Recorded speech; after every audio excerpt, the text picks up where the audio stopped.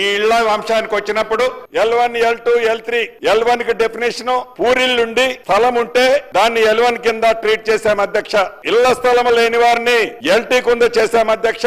L3 లో పూరిల్లు కాకుండా రేకుల షెడ్ లాంటి ఉన్న వాటిని L3 అనుకున్నాం అధ్యక్ష.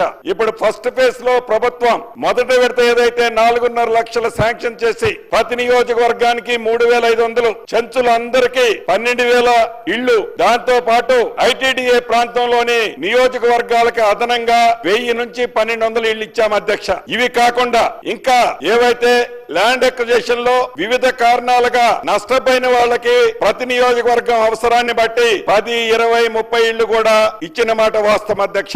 ఆ ఇందిరమ్మ కమిటీ జీవోలో స్పష్టంగా చెప్పాం అధ్యక్ష.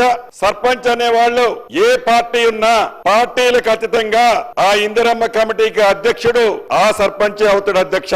ప్రభుత్వం నుంచి ఏ రకమైన సూచనలు ఆదేశాలు లేవధ్యక్ష. నిరుపేదలు ఎవరైతే ఉంటారో ఆ నిరుపేదలకు ఇవ్వాలన్నదే ఈ ప్రభుత్వం యొక్క ఆలోచన అధ్యక్ష.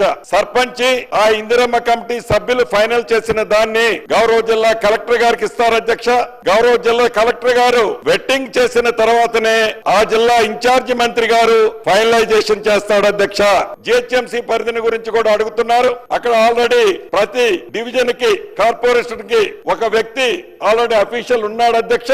అతని ద్వారానే ఆ ఇందిరమ్మ కమిటీ నుంచి గౌరవ కలెక్టర్ గారికి వెళ్తుంది అధ్యక్ష.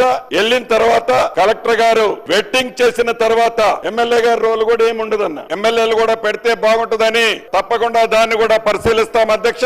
పరిశీలించి రాష్ట్ర వ్యాప్తంగా ఏవైతే 2 BHK కి సంబంధించినవి ఉన్నాయో, ఎక్కడ ప్రభుత్వ నిధులు ఖర్చు పెట్టి వివిధ స్థాయిలో హోల్డ్ అయి ఉన్నాయో అటువంటి వాటిని పాత ఏజెన్సీలు ముందుకొస్తే ఆ పాత రేట్లతో వాళ్ళతో కట్టిపీయటం జరుగుద్ది అధ్యక్ష. వాళ్ళు ముందుకు రాని పక్షంలో బెనిఫిషరీని ఫైనల్ చేస్తాము, బెనిఫిషరీకి బ్యాలెన్స్ డబ్బులు ఇస్తాము, వారి ఖాతాలో జమ చేస్తాము. వారి ద్వారానే ఆ బ్యాలెన్స్ వర్క్ కూడా కంప్లీట్ చేసే కార్యక్రమానికి శ్రీకారం చుట్టే విధంగా ఆదేశాలు ఇప్పటికే ఇవ్వటం జరిగింది అధ్యక్ష.